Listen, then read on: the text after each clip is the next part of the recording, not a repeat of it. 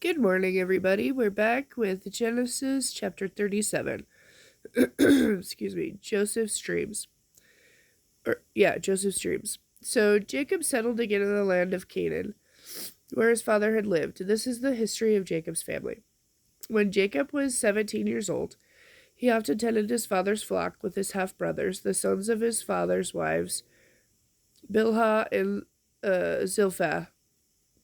But Joseph reported to his father some of the bad things his brothers were doing. Now, Jacob loved Joseph more than any of his other children because Joseph had been born to him in his old age. So one day he gave Joseph a special gift, a beautiful robe.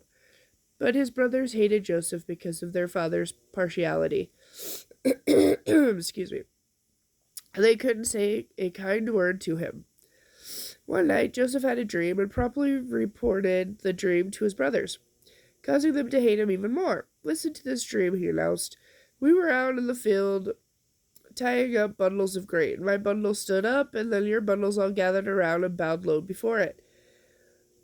So you are going to be our king, are you? His brothers taunted, and they hated him all the more for his dream and what he had said. Then Joseph had another dream and told his brothers about it. Listen to this dream, he said.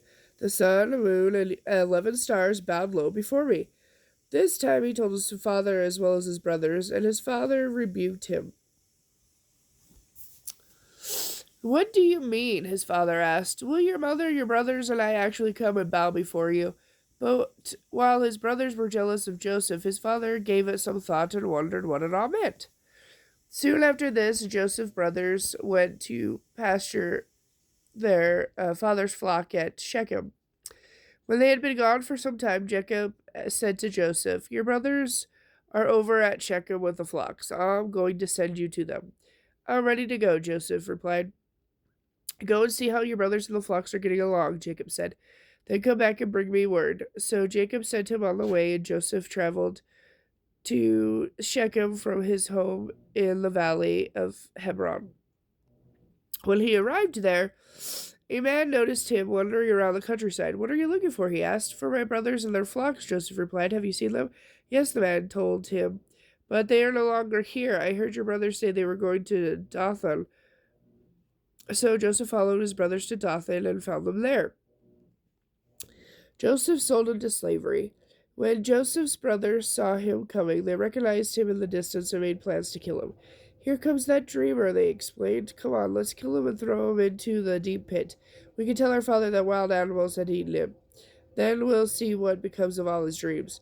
But Reuben came to Joseph's rescue. Let's not kill him, he said. Why should we shed his blood? Let's just throw him alive into this pit here. That way he will die without our having to touch him. Reuben was secretly planning to help Joseph escape, and then he would bring him back to his father. So when Joseph arrived, they pulled off his beautiful robe, threw him into the pit. This pit was normally used to store water, but it was empty at the time. Then, just as they were sitting down to eat, they noticed a caravan of camels in the distance coming toward them. It was a group of Ishmaelite traders taking spices, balm, and myrrh from Gilead to Egypt. Judah said to the others, What can we gain by killing your brother? That would just give us a guilty conscience. Let's sell Joseph to those Ishmaelite traders. Let's not be responsible for this death. After all, he is our brother. And his brothers agreed. So when the traders came by, his brothers pulled Joseph out of the pit and sold him for 20 pieces of silver, and the Ishmaelite traders took him along to Egypt. Sometime later, Reuben returned to get Joseph out of the pit. When he discovered that Joseph was missing, he tore his clothes in anguish and frustration. Then he went back to his brothers and lamented, The boy is gone. What can I do now? Then Joseph's brothers killed a goat and dipped the robe in its blood. They took the beautiful robe to their father and asked him to identify it. We found this in the field, he told them. It's Joseph's robe, isn't it? Their father recognized it at once. Yes, he said. It is my son's robe. A wild animal has attacked and eaten him. Surely Joseph has been torn in pieces. Then Jacob tore his clothes and put on a sackcloth. He mourned deeply for his son for many days. His family all tried to comfort him, but it was to no use. I will die in mourning for my son, he would say, and then began to weep. Meanwhile, in Egypt, The trader sold Joseph to Potiphar, an officer of Pharaoh, the king of Egypt. Potiphar was captain of the palace guard.